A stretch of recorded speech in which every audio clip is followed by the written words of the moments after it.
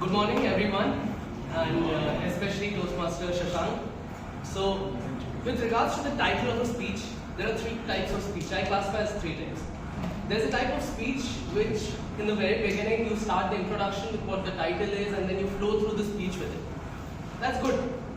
A better way to do that is you have the introduction.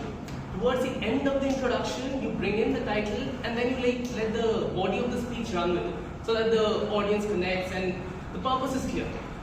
But there's something very rewarding about a speech where you have the title and then you run through the entire speech and the audience never realizes that the speech is not really relating with the title.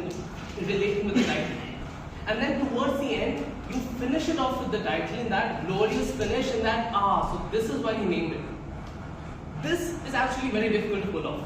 And the reason is you need to keep the audience in that trance-like state. You want the audience to be that engaged throughout that they don't realize maybe where's the title coming in, right? So with regards to you, I think you pulled off that third kind, which is great because you had many things in there that went, I'd say, pretty flawlessly. First up, with regards to your content. The content was not very vague, because with regards to topics like this, people tend to be a bit vague. They just say this happens and then you should do that. It gets a bit preachy, I would say. But you're putting in facts in there, you're putting in data in there. And it's not just the data, even marrying that data with regards to your personal experiences, things that have happened to you, things that you relate with directly, make this content so much better. Next, I want to talk about your delivery and the other parts of the speech which are common with all other speeches. Your vocal variety is very nice. The part where you went into that part where you say that it has to be from her own cast, the vocal change, the pauses there, it takes a lot to invoke pathos out of the audience. So you managed to do that. Besides that, your language and everything were great.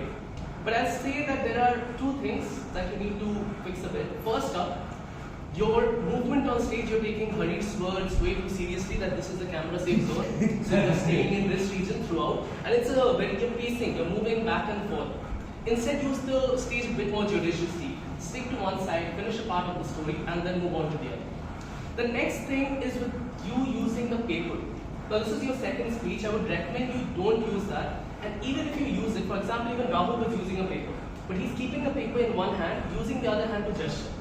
Your both hands were locked to the paper for the majority of the speech. So there's a good to that, and there's a negative to that, but there's also a positive that surprisingly came through. When you were telling about the data, you didn't use the paper. I mean, I understand you're a CA, you're good with numbers, but that is the part that people generally look at a paper for. So I just recommend, with regards to this speech, it went great. You have great potential to be a very good speaker with regards to your vocal variety and your gestures as well. But just ditch that paper, maybe a bit more practice with this, and you would be great in the next speech. Thank you.